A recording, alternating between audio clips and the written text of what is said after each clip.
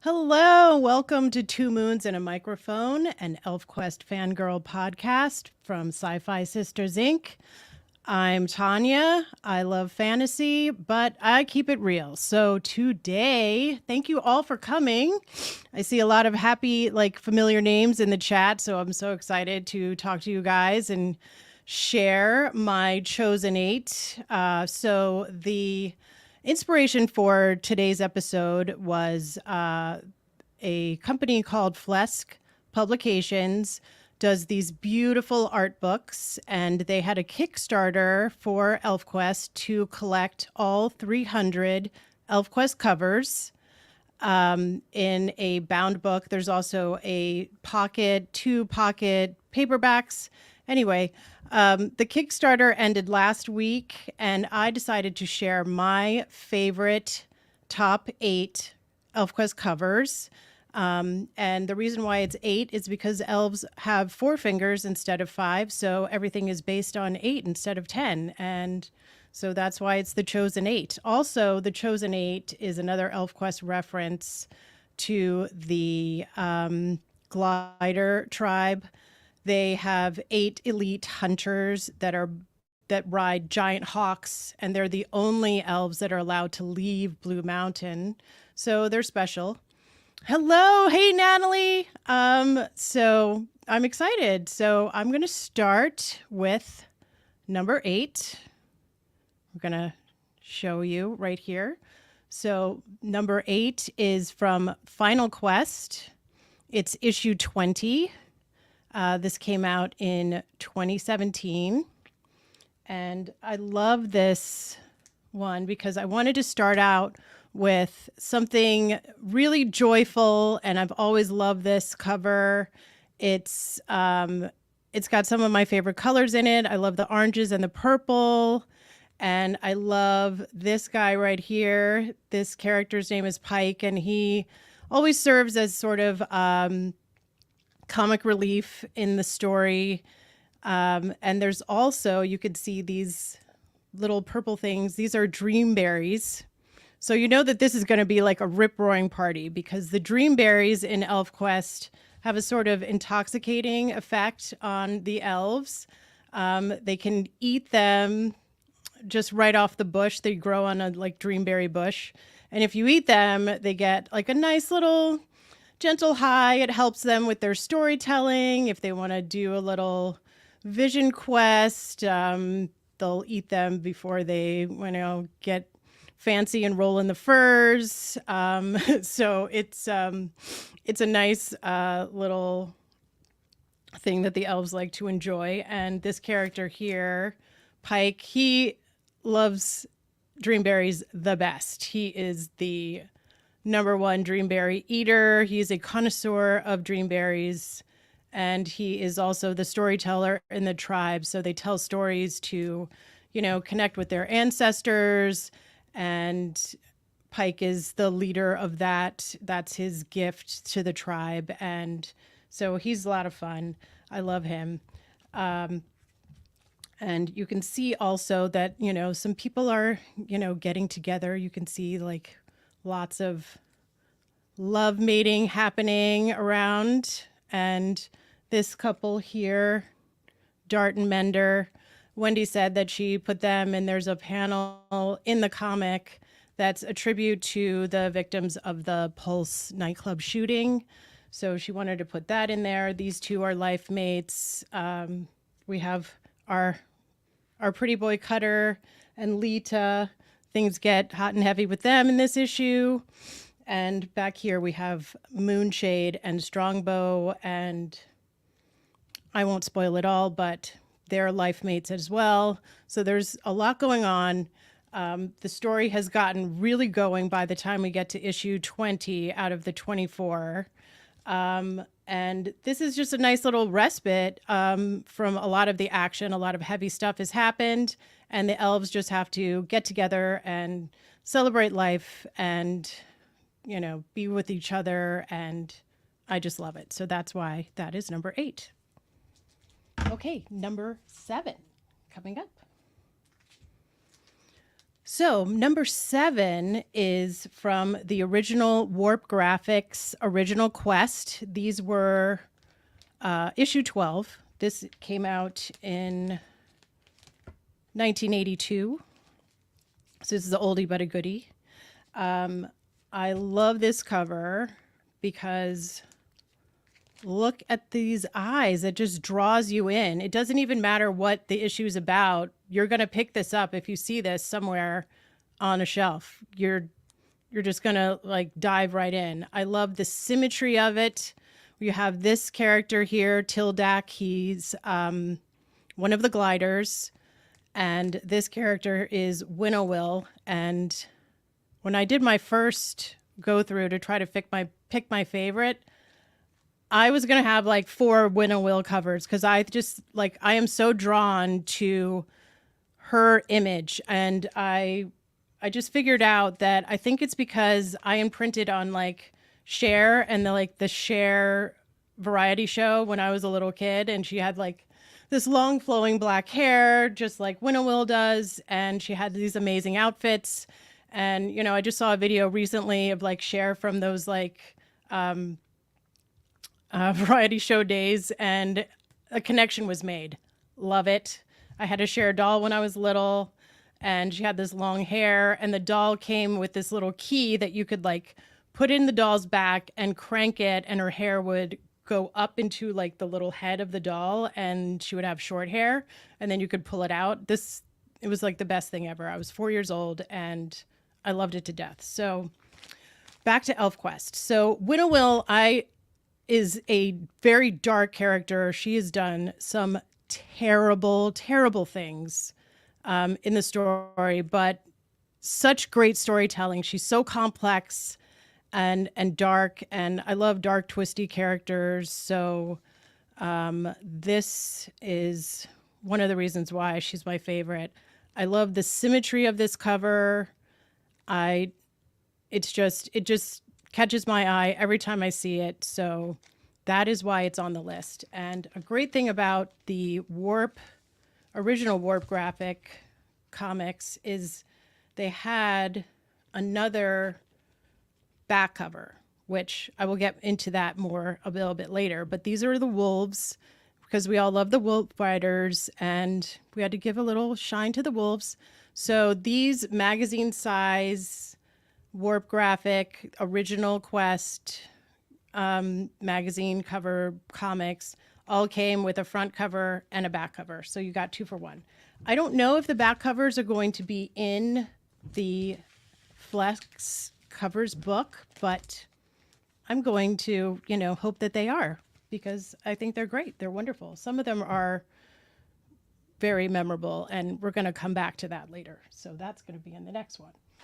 Okay, so now number 6. Number 6 is also from Final Quest. This is issue 22. This also came out in 2017. And I love this one also because I love a sunset. If anyone follows me on Instagram, you will see sunsets in my stories. Anytime I can be out by the water and catch a beautiful sunset, I love them to death. Sunny Straight did all of the coloring for Final Quest. So you just get this beautiful sky. I love the scale of this. It's this tiny figure lost amongst all of this grandness of the world of 2 moons. And this is also one of the covers where it's the impact, and why it's so important or special to me is because it's so, this subtle strength of this cover speaks so much to the story that is being told in the comic. So when you're following the Final Quest, the elves are at a crossroads where some of them want to go back to the stars, because I may have mentioned that the story of ElfQuest is they are these space exploring beings that crashed on this primitive planet, and they have to find their place in the world.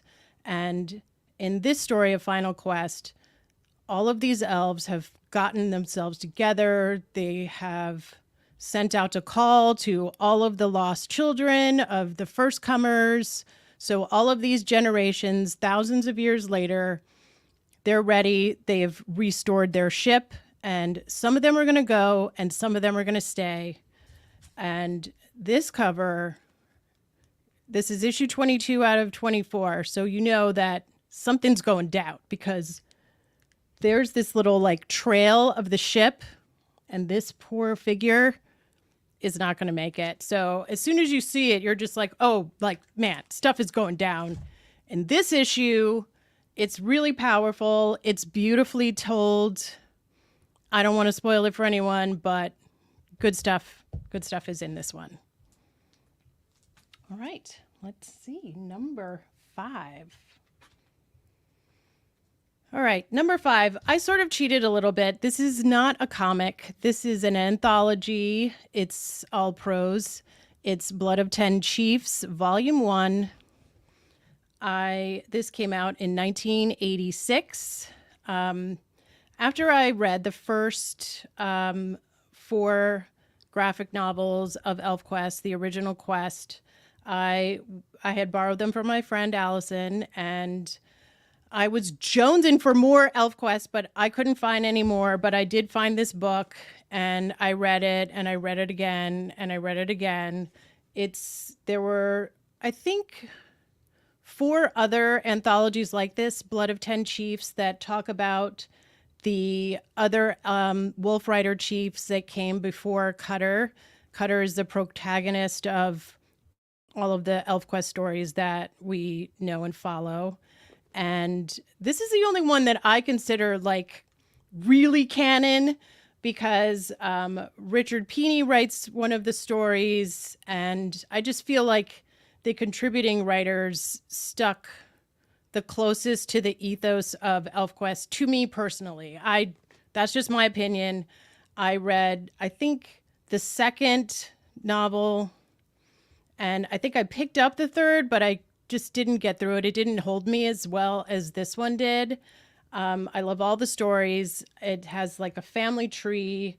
So I love like referring back to it, and you see all of the other chiefs that came before Cutter. Also, I am so drawn to this character, Timorn. He is half elf, half wolf. He is the start of the Wolf Rider tribe.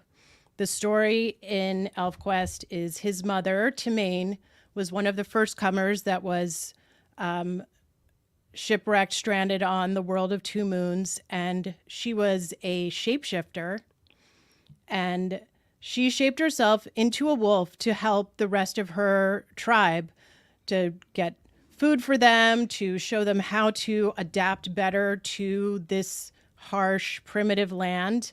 And she was such a powerful shapeshifter that she shifted down to her DNA into a wolf, and she had this elf, half wolf cub, and he began the Wolf Rider tribe, and that is why they are bonded with wolves. That's why they have wolf blood, and the consequences of that pairing reverberates through the rest of the story. And he just looks so cool. Like, I just love the way he's designed. I love like the way the eyes are coming out on the cover. And I would love to have Wendy and Richard do more stories about Timorn, because I just love this character. He's so interesting. Every time they refer back to him, I'm totally, completely like jazzed about it. I just love it. So this has been long out of print, but you can pick it up on eBay. I see it pop up every once in a while, and this is a great read if you like actual books instead of comic books. I did want to say before I go forward that I don't even have all 300 of the ElfQuest individual issues. I am a book person. I like the books. Of course, I've read the entire story several times, but I wasn't always able to get every individual issue, and the Pinis were so great at putting out all of these collected editions of the runs. So I focused more on the books when I was collecting. And so these are my top 8 from my collection that I have. There are others out there that are beautiful. I think they're amazing, but I don't have them. So just want to out there. So here we go. Number 4. Number 4 is Hidden Years, issue 3. This came out in 1992. And this is a great little story. These are just like vignettes. A lot of these issues in Hidden Years are kind of one-off stories. And this one brings you, like, draws you in, because when I remember picking this up at the comic book store and I was like, oh, she has a baby. That's so great. I love babies. But then you notice that this baby has 5 fingers and it's not a elf baby. This is a human baby. So then you notice that the baby has this slight birthmark on his face. So in the story, his parents don't like the birthmark. These are very primitive humans back then, and they thought the birthmark was bad luck or evil spirits. So they left him out in the woods to die. And Tyleet, this character, finds him, raises him as one of her own. He becomes part of the Wolf Riders. It's a great story. And I love this story because it was just so touching, and it was so different from the other stories where the elves were always warring with the humans. But Tyleet has like a special place in her heart for humans. She sees that they're not all bad, they're not all evil, and she always tries to find a way to I see my husband has entered the chat, so he's going to make things more fun and interesting. Yeah, so Tyleet is always trying to find understanding with the human tribes, to find peace and to, have a better relationship throughout the stories. So she's a very cool character. And this book, the story, the little human baby, his name is Little Patch, because he has the patch on his face. And it's always been a special story to me because my oldest son has a birthmark on his forehead. And, this book came out way before I was ever thinking about being a mom or anything like that. But it sort of came back around when I had my son and he had this birthmark. And of course, I was not going to leave him out in the woods. So he grew up very well adjusted. It didn't end up being too much of a hindrance for him. He wasn't really teased too much. He was teased a little bit, and he was self-conscious for a little while. But, he's all grown up and in college, and he's doing great. And I always had this story in my back pocket in case he had some troubles, but he didn't really need it. But I did read it to my twins when they were younger so that they could learn to be more sensitive to him and, not just be annoying little brothers and talk about his birthmark. So that is why I love Hidden Years, number 3. Okay. Now,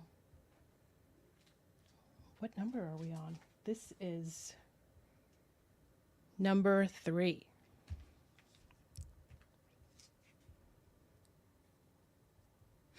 Number 3 is Siege at Blue Mountain, issue 3. This came out in 1987.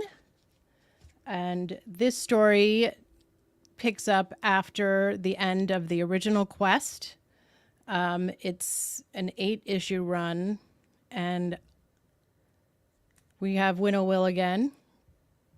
So I narrowed it down to just 2. love this one because I looked at, I mean, I don't have all 300, but I have a pretty good number of the individual issues, and there isn't another one. None of the other covers look like this. This is so graphic. I love the black and white with the red. I love the swoosh of it. This is Wendy does a lot of these like S shapes in her art in ElfQuest. She calls it the line of beauty. And yes, you can really see the Japanese influence. They say that Wendy is like the first American manga comic artist, and you can really see that influence here.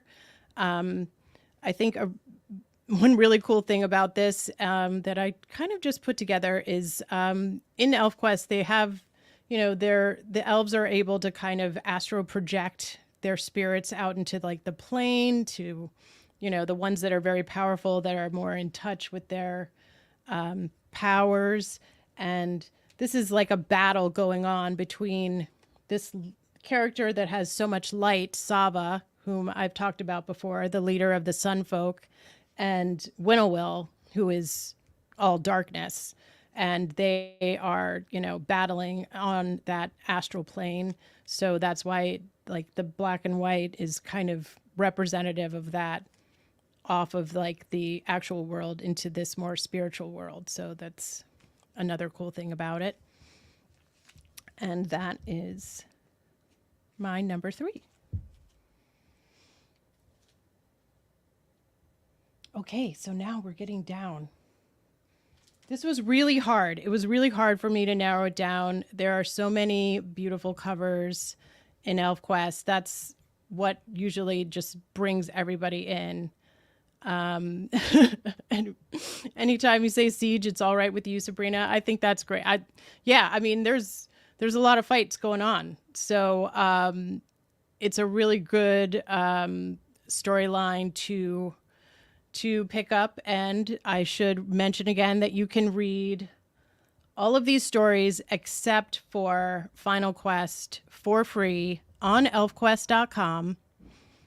And but if you want to read Siege of Blue Mountain, it's in, let's see, I'm going to do my head, the complete ElfQuest Volume 2. It's in that, and you can get that now from Dark Horse Comics, and you can also read it digitally on Dark Horse Digital. So, I even got one of my kids to come in. No, this is exciting. Hey, Reed. All right. Okay, so I hope we're ready for number 2. Okay, so this is number 2. This is also from the Warp Graphics Original Quest, issue 6. This is the back cover. So since the original Warp magazine comics had front covers, but I had to give it to the back cover because it's Sava, and Cree Summer signed this one for me at DC BlurredCon last year. So I got to meet her. She was excited to see it. Cree Summer did the voice of Sava in the ElfQuest audio movie.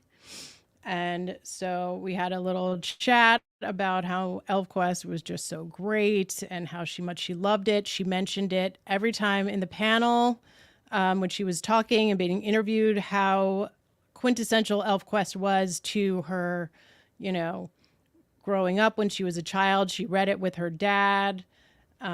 So this is why I've picked the back cover. And it's so beautiful. I just love Sava. I love her dress. You can see the S patterns again. You could see her crown. She's got this like stained glass behind her. She's just so regal and serene. I aspire to be like Sava. I am not that patient. I am a little bit more of a hothead. But I aspire to be that calm, regal, powerful, quiet leader. So maybe someday, maybe in another 20 years, I'll like mellow out and I'll be able to be a little bit more like Saba. So Saba is the best. Oh, thank you, honey. I'm glad you still love me. My husband is very patient. He is the patient one. I am more of the I'm passionate, shall we say. All right. Okay. Here we go. My number one. Now, I'm sure every fan has their own ranking, and I think that is awesome. And I love you guys, and I love your favorites. And I mean, they're really all my favorites, but this is my favorite. So my number one ElfQuest cover from my collection is Kings of the Broken Wheel, issue 7.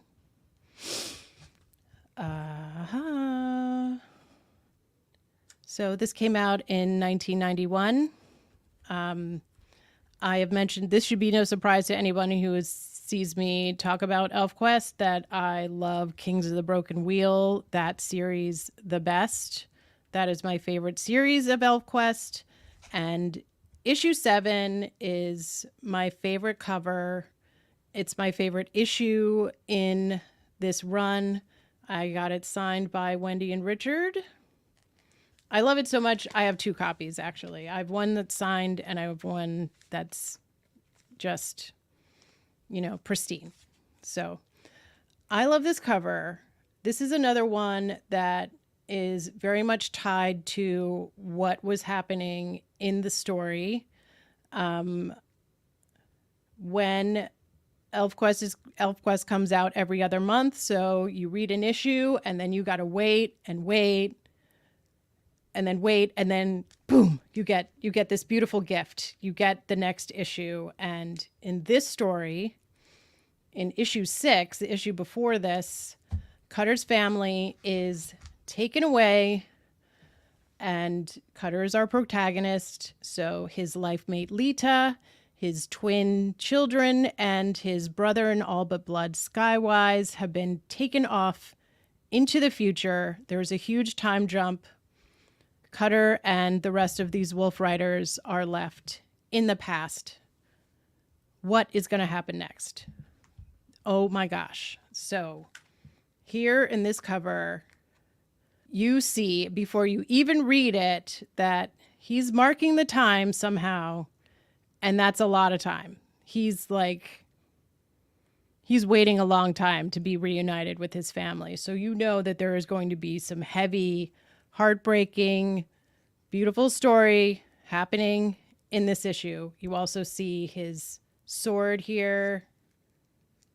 It's so hard to do this reverse with the camera. So you see the sword and, sadly, Skywise's faceplate here in the snow. I mean, it just, as soon as I saw this, I walked into the comic book store and I saw this on the shelf and I felt like I just got hit in the chest. Like it was that impactful before I even read it. I knew that I was going to be in for just so much story. And I think one of the things that we love about ElfQuest is that there are real consequences to the story. So they don't just take these characters out to the future and then, it's resolved. Everybody's fine. There's real pain and loss and grief, and they always deal with those themes so well, so personally in these stories. And this is why this is my favorite cover, because you see all these, you just know, I think by the time I had read this, I had been through some more stuff in my personal life, and the sense of loss, grieving, being separated from your family, all of those things were going on. I had just gone off to college. I had broken up with my first boyfriend. my mother had passed away. So this cover and this series was speaking to me at that time in my life, and it will always hold a special place. So that was my chosen 8 ElfQuest covers. I hope that this has sparked some more interest for those of you who have not read ElfQuest yet. I think that the artwork is a great introduction to the story. I think that's what draws a lot of people in. As soon as you see it on someone else's bookshelf, you see it in a comic book store, and you are just immediately captivated, and the story will hold you down. It will hold you down. It will just touch on things that will resonate with you, and I just love it. So that is why this is my fangirl podcast, because I'm here to talk about ElfQuest and how I want everyone to read ElfQuest, because I think it is just a great way to, spend your time. It's a great story. It will give you a sense of belonging, and it will stimulate you. It will make you think about things in a different way. It will help you to connect with your family, connect with people that maybe you don't even like sometimes, because it gives you a different perspective on why there are these divisions with us, with these beings. So,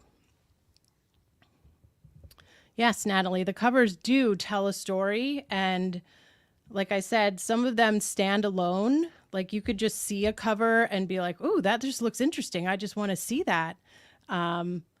But then some of them are just like really subtle in the way that they're carrying the story along within the series and within the the totality of ElfQuest. So I love that there are different layers to it and the levels, and I just love the references sometimes. So I think that's awesome. So I hope you guys liked my countdown. Oh, Tamia. Oh, so did you finish the original quest? It's so it's such a good story. I love it so much. Oh, so the cover book, the Kickstarter just completed, but so it's closed. But in my experience, just don't hold me to it, but I think that you should be able to probably get a version of it directly from Flesk Publications. I missed out on the first Kickstarter that they did for the 3 Art of ElfQuest books, and I was able to get them directly from Flesk because I think they make extras, and because the Kickstarter was so successful, I think that they will have. They see that the demand is there. The goal for the Kickstarter was $25,000, and they met that in 45 minutes, and they got over $100,000 for this Kickstarter. So it's going to be a really high quality book, and I think that they'll probably have copies available in either 2 paperbacks or a hardcover. And you can check out Flesk Publications. I have the link is in the description. And they make a lot of other beautiful books as well. All sorts of nerdy, beautiful comic, fantasy, sci-fi titles. They're all very well curated, and they're beautiful things to have in your bookcase or on your coffee table. So check that out.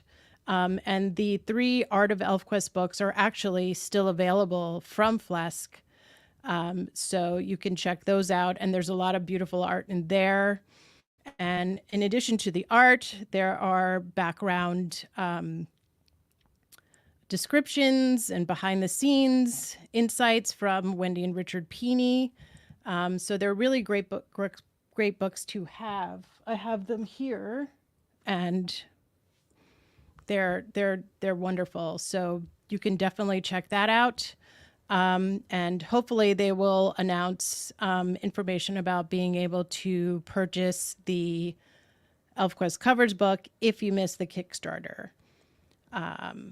Also, please like and subscribe to the SyFy Sistas Inc. because they are doing very exciting things in addition to adding me on under their umbrella. A new podcast is starting, I believe, next week with Sister Sabrina doing Sin Does Sci-Fi. So she's going to talk about sci-fi movies that she loves. She is the Cinnamon Cinephile, and she's going to do, July 17th. So in a couple weeks, right? Yes. Okay. So I don't know what day it is anymore. But next month, and so that is going to start out also on Wednesdays here. It's going to be so much fun. I can't wait to see what Sabrina talks about. I know that she is so knowledgeable about movies in general and sci-fi in particular. So that's going to be a lot of fun. So do check that out. We are always trying to get more subscribers so that we can do more fun, exciting things here on YouTube. Please consider being a sponsor to either Two Moons and a Microphone or SyFy Sistas Inc.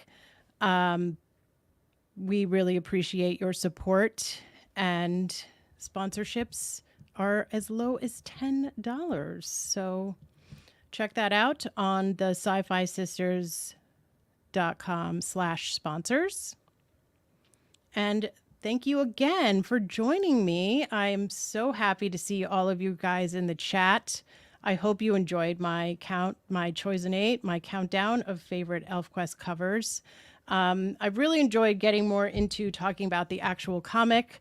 I know I've been kind of like talking about other topics that are kind of related to the fandom, but I can really talk about the story and get down to the nitty-gritty whenever. So more of that is to come, to do some more deep dives of some of my favorite characters. And in our next episode, I am bringing back Shekinah, my girl, and we are going to talk about, since it's the summer, something I like to call hot takes from the burning waste. Some of the hot topics, bones of contention within the fandom and in the story. Some of the more contentious debates amongst the fans and things from the story. So stay tuned for that. That is going to be July 11th, I believe. So that will be the next episode. Thanks again for watching, and shade and sweet water.